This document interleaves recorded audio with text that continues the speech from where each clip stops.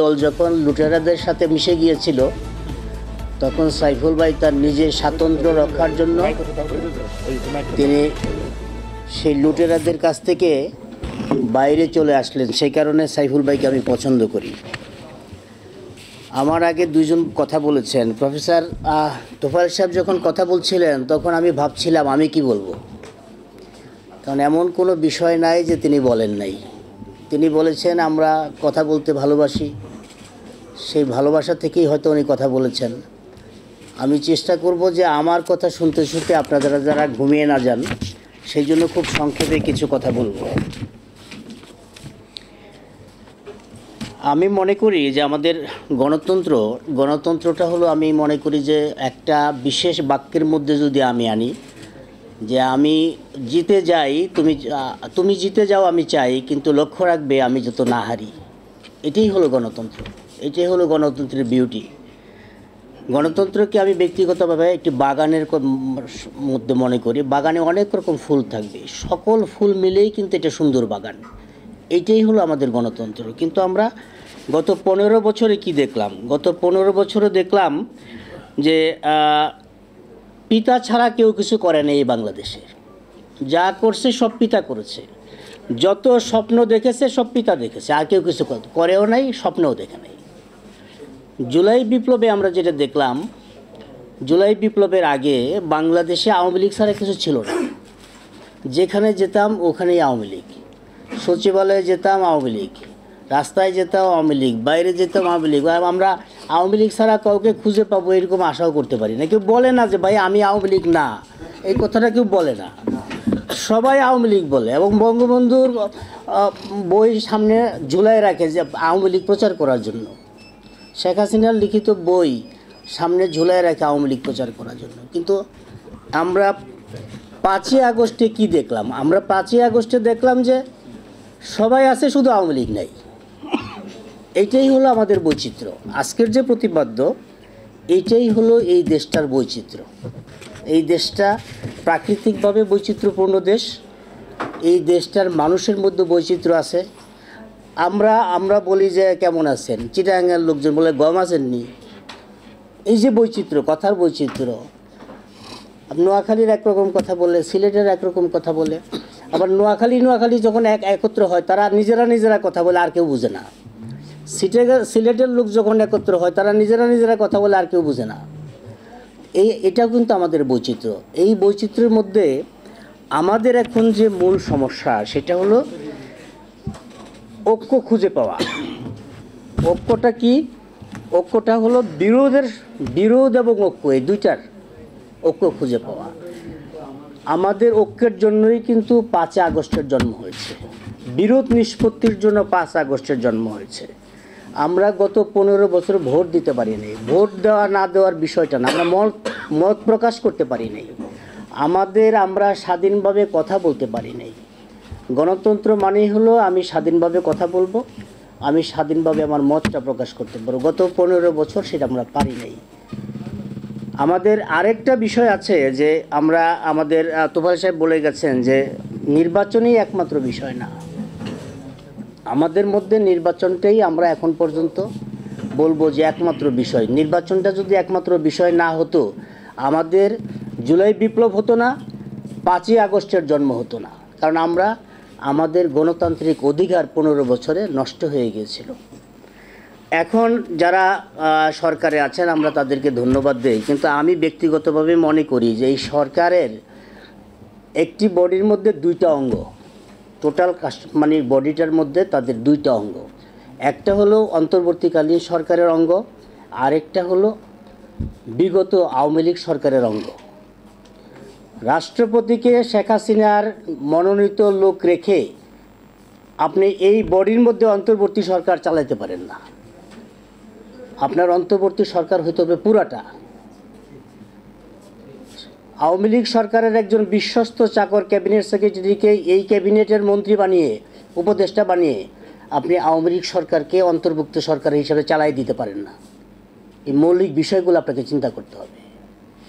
একজন রাষ্ট্রের cabinet secretary থাকে ওই সরকারের সবচেয়ে বিশ্বস্ত লোক, আলী ইমাম মজুমদার ছিলেন শেখ হাসিনার অত্যন্ত বিশ্বস্ত লোক, ক্যাবিনেট সেক্রেটারি ছিলেন। তিনি এই সরকারের উপদেষ্টা। রাষ্ট্রকার আওয়ামী লীগ সরকারের না অন্তর্বর্তীকালীন সরকারের?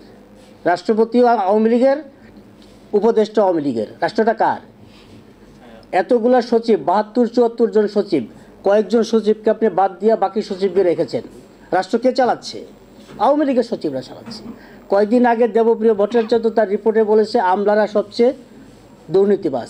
সেই দুর্নীতিবাজ আমলাদের রেখে আপনি রাষ্ট্র চালাচ্ছেন।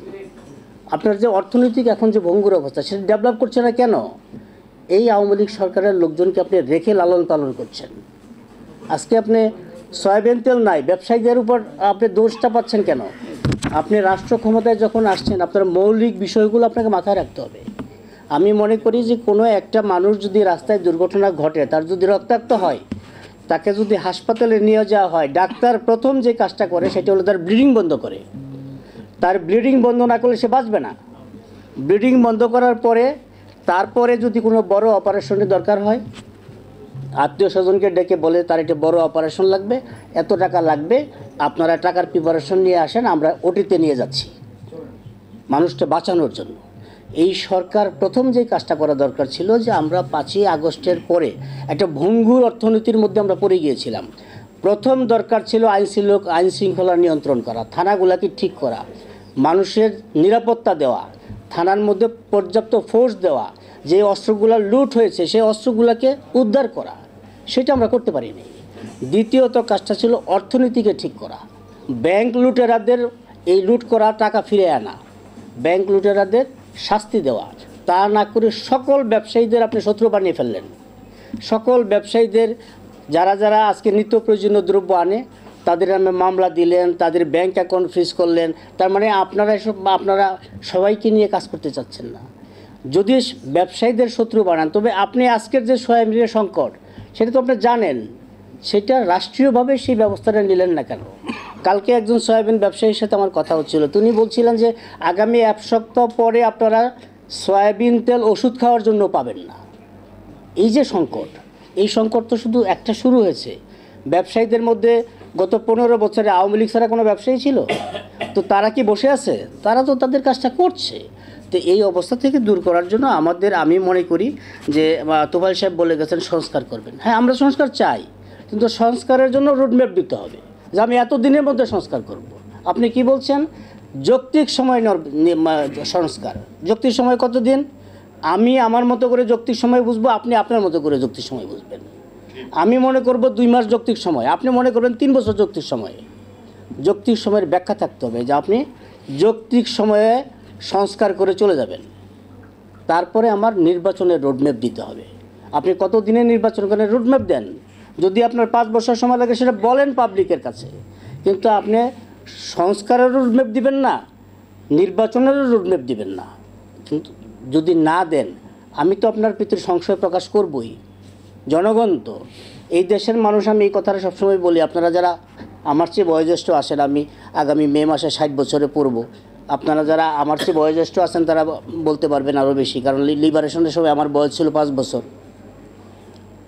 আমি শুনেছি যে লিবারেশনের সময়ে শেখ মুজিবের নামে অনেকে রোজা রেখেছে, কিন্তু 75-এর ঘটনার পরে ইন্নালিল্লাহ পড়ার লোক পাওয়া যায় নাই। এটা তো এই বাংলাদেশের মানুষ। তো বাংলাদেশের মানুষ সকালে যাকে ভালোবাসবে, বিকালে বেলা তাকে মাথা থেকে ফেলে দিবে, একটুও কিন্তু চিন্তা করবে না। সুতরাং আমাদের এই মুহূর্তে দরকার সকলে ঐক্যবদ্ধ একটা সুরাহার মধ্যে যাওয়া। সুরাহার পথটা কি? সকল রাজনৈতিক দল এক হয়ে নির্বাচিত সরকারের কাছে ক্ষমতা হস্তান্তর করতে হবে। সেটা একটা প্রকৃত নির্বাচনের মাধ্যমে। সাইফুল হক ভাইয়েরা যে লুটেরাদের কাছ থেকে সরে আসছিলেন, সেই লুটেরাদের বাদ দিতে হবে। সেই লুটেরাদের বাদ দিয়ে যারা দেশের মানুষের চিন্তা করে, যারা দেশের মানুষের ভোটাধিকারের কথা চিন্তা করে, যারা মানুষকে সম্মান করে, এরকম কিছু রাজনৈতিক দল মিলে, সেটা বিএনপির পক্ষ থেকে বলা হয়েছে তারা নির্বাচন করলে জাতীয় সরকার হবে। জাতীয় সরকার যদি হয় অনেক ভালো, সবাইকে নিয়ে রাষ্ট্র পরিচালনা করেন, কিন্তু জনগণকে রাষ্ট্রের মালিক সেটা ভাবতে হবে। রাষ্ট্র যদি আপনি পরিচালনা করেন, জনগণকে রাষ্ট্রের মালিকানা দিতে হবে। যেই কথাটা ডক্টর কামাল হোসেন সাহেব দীর্ঘদিন যাবৎ বলে আসছেন, রাষ্ট্রের মালিক যতক্ষণ পর্যন্ত জনগণ না হবে ততক্ষণ পর্যন্ত আমাদের এই স্বপ্ন বাস্তবায়ন হবে না। গণতন্ত্রের জন্য আমাদের যেই বৈচিত্র্যপূর্ণ ঐক্য এবং বিরোধের যে সুরাহার কথা আজকে নূর ভাইরা বলেছেন, সাইফুল হক ভাই এখানে আছেন, তাদের যে স্বপ্ন, এই স্বপ্ন তখনই বাস্তবায়ন হবে যখন জনগণকে আপনি রাষ্ট্রের মালিক ভাববেন এবং নির্বাচিত সরকারের কাছে আপনি ক্ষমতা হস্তান্তর করবেন। নির্বাচিত সরকার আপনাদের দেওয়া সংস্কার, সেটা সংস্কার করে জনগণকে এই দেশের মালিকানা প্রতিষ্ঠা করবে। এর আগে আপনার এবং ঐক্যের বিরোধের যে সুরাহা, এই পথ সুগম হবে বলে আমি মনে করি না। সবাইকে ধন্যবাদ।